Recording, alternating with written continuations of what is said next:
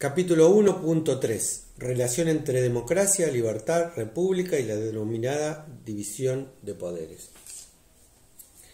Lo primero que tenemos que pensar es de qué hablamos cuando hablamos de democracia, ¿no?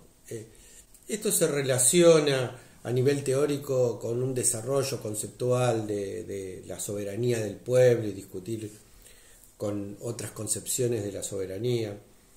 Pero en el fondo, democracia refiere a una valoración del criterio de lo colectivo por encima del criterio de lo individual, es decir, el criterio de la mayoría por encima del criterio de la minoría.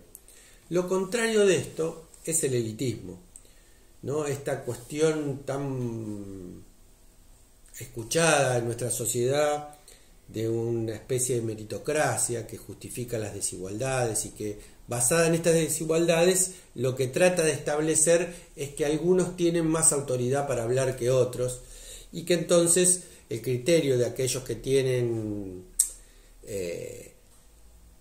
la autoridad que les da el haber sido exitosos en su vida vale más que aquellos que son pobres, por ejemplo. De alguna manera es una justificación de las desigualdades económicas en el terreno político. ¿Cómo fue construyendo el liberalismo, en tanto ideología de la burguesía, a el concepto de democracia? Y ahí tenemos que ver de dónde parte, ¿no? De dónde parte esta idea. Como toda matriz europea, lo que hace es construir como leyes universales una experiencia particular y situada que es la experiencia en Europa. Y parte en esta disputa de la disputa con el absolutismo. Y por eso, en realidad, la burguesía actúa con dos fantasmas, ¿no? Por un lado, un fantasma corpóreo, real, que es las monarquías absolutistas con las cuales la burguesía disputaron el poder. Y por el otro lado, una idea que Tocqueville llamaba tiranía de las mayorías y que es un miedo a que el verdadero pueblo y no la burguesía se haga cargo de la cuestión y se hagan cargo las mayorías realmente de la cuestión democrática. Por eso lo que hacen en esta universalización de sus contenidos particulares es plantear dos cuestiones centrales, ¿no? Una es el apego a la ley, ¿no? Digamos, democracia es si se respeta la ley y aquellos que gobiernan respetando la ley. Esto en realidad conlleva un mecanismo de escamoteo de la voluntad popular, ¿no? Digamos, y marca una distancia fuerte que no tenía la burguesía en su fase ascendente, en el momento en donde tenía que concitar el apoyo de todas las clases oprimidas por el absolutismo.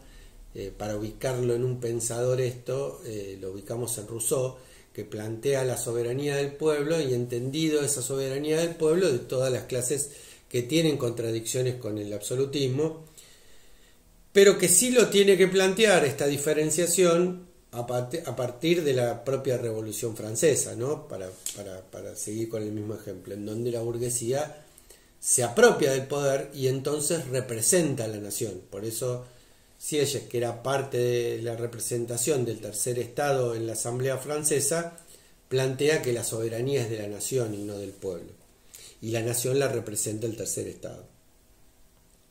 Ahí nos enfrenta a una primera instancia de un desafío democrático, que es cómo equilibrar la voluntad de las mayorías para que éstas no se lleven puesta a los derechos de las minorías. Este es un primer problema clave de la cuestión democrática. El segundo punto de esta mirada de la democracia, también planteada como un universal, es la idea de la división de poderes. No hay democracia si no hay división de poderes. Y en esto en realidad se confunde democracia con sistema republicano. ¿Qué es en todo caso ese sistema republicano? Es un sistema ideado a partir de la burguesía ya en la etapa que se empieza a consolidar, con Locke como la primera expresión, pero también con Montesquieu, que es de donde se saca la ingeniería para confeccionar eso que llamamos la división de poderes, que no es otra cosa que una especie de gobierno mixto para que conjurar tanto el fantasma del absolutismo como el fantasma de la tiranía de las mayorías. En esto hay principios, en esto de gobierno mixto, hay principios que son de orden del tipo concentración de la decisión, como podría ser originariamente la monarquía, que es lo presidencial. Hay principios democráticos, como es el órgano legislativo, que tanto para Locke como para Montesquieu eran el núcleo del ejercicio del poder. Y finalmente hay un principio aristocrático planteado en el Poder Judicial como una especie de reaseguro para que las mayorías no toquen los derechos de las minorías. Y también como un reaseguro del status quo, de esa desigualdades que implica esa relación capitalista a partir de la apropiación de la propiedad. La ley funciona entonces como una limitación de y como una forma de conjurar esos fantasmas. La pregunta del millón en esta idea de que tenemos que ser esclavos de la ley es quién hace la ley, porque la ley aparece como si fuera un cataclismo, como si viniera del cielo, como si viniera escrita en piedra, y en realidad la ley no es más que el producto de la correlación de fuerza de una sociedad. Y una sociedad no se puede formatear de una vez y para siempre, sino que tiene hasta el derecho de ir pensando sus propias formas legales una comunidad.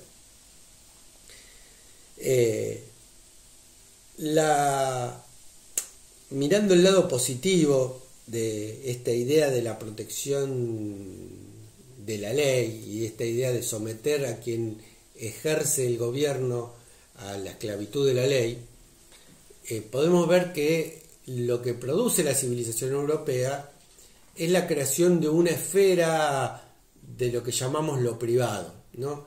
¿Qué es lo privado? Es una esfera que no puede ser cruzada por lo religioso ni por lo estatal. Esta concepción de lo privado, que no existe en otras civilizaciones, que es una particularidad y quizás un aporte también de la civilización noratlántica, viene con un agregado adentro de eso, que es quizás la trampa, que es que esta esfera de los privados también contiene a la apropiación de las cosas por parte de individuos. Es decir, esa esfera de protección de lo personal, de lo individual, también viene con la esfera de protección, o también trata de meter abajo del poncho la esfera de protección de la apropiación individual de las cosas y la propiedad privada entendida en términos absolutos. Y en este sentido, el desafío democrático reformulado no es solamente que la voluntad de la mayoría no se lleve puesto el derecho de las minorías, sino que el respeto del derecho de las minorías precisamente no sea una defensa de los privilegios, es decir, de las desigualdades que provocan la apropiación individual de las cosas. Dicho en resumen, la mirada liberal progresista habla de una división de poderes. En realidad, para ser precisos, debiéramos hablar que el Estado no divide sus poderes, sino sus funciones. Y estas funciones son pensadas como contrapesos de poder. A esto hay que agregarle el respeto de los derechos y las garantías individuales. Y ahí tenemos el Estado de Derecho. El Estado de Derecho que, como decíamos antes, se resumen en ser esclavos y al mismo tiempo protegidos de la ley. Aunque en realidad esta protección, como fue formulada por la propia burguesía en el momento de su hegemonía social, protege precisamente los privilegios de esta desigualdad.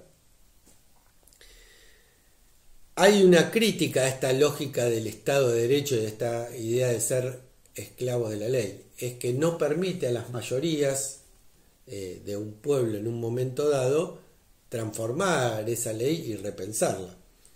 Por eso es que el pensamiento conservador de esta mirada progresista se consolida en la identificación del Estado como un ordenamiento jurídico que tiene que tener ciertas pautas que parecen establecidas en la modernidad europea de una vez y para siempre eternamente, cosa que es absolutamente injusto. Kelsen, que es un pensador no muy tenido en cuenta en otras partes del mundo, pero que en las facultades de Derecho de la Argentina es una especie de Dios incuestionable e intocable, plantea que que el Estado no es otra cosa que un ordenamiento jurídico, ¿no?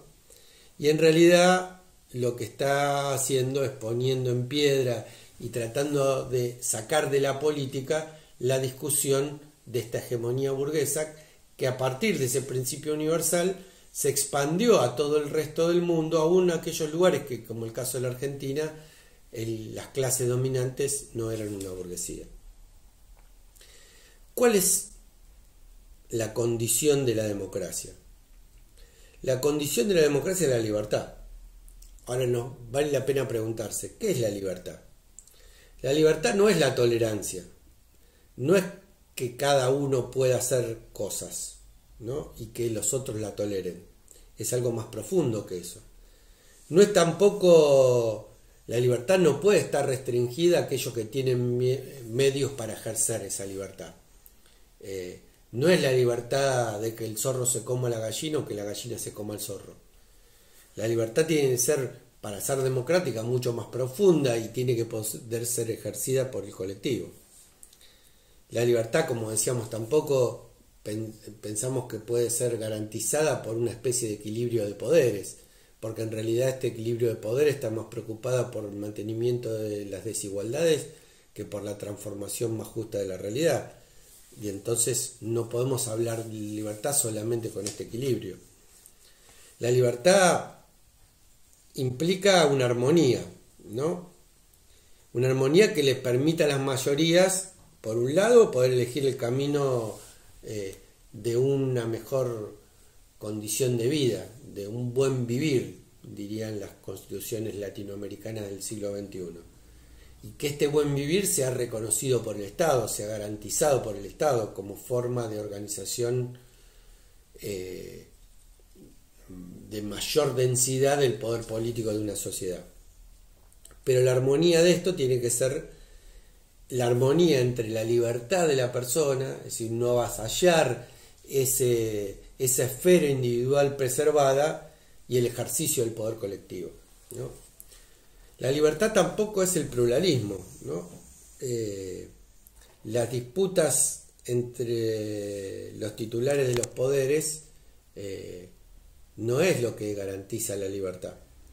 Que existan distintos partidos políticos no garantiza la libertad.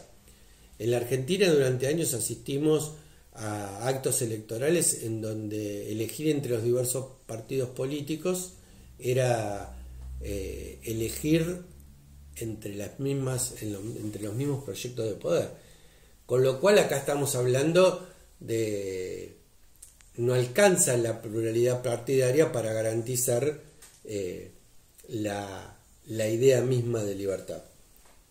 La democracia tampoco es, y la libertad democrática tampoco es una pelea de idea versus idea, que es la que garantizaría este pluralismo de disputa de sentido.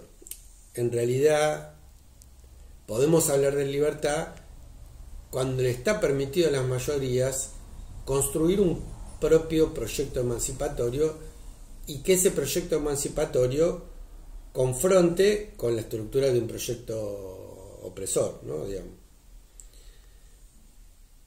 Tampoco la libertad es alternancia. La libertad como condición de la democracia es alternancia. Esta es otra de las trampas, ¿no? Digo, la idea de primero vienen uno, después vienen otros, y eso es la libertad. Eso no es la libertad. En el caso de los países dependientes como el nuestro, la alternancia es la alternancia para los sectores populares entre la vida y la muerte. Porque en realidad, al estar en disputa el sentido profundo de la sociedad, el llegar a los resortes del gobierno de los sectores oligárquicos implica en muchos casos la negación de la vida de las mayorías populares.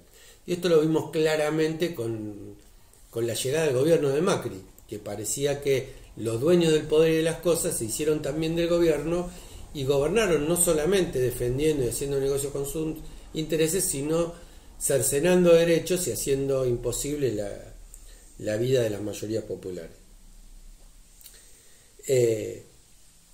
En resumen, podemos decir que la verdadera libertad es la libertad de las mayorías de ejercer su propio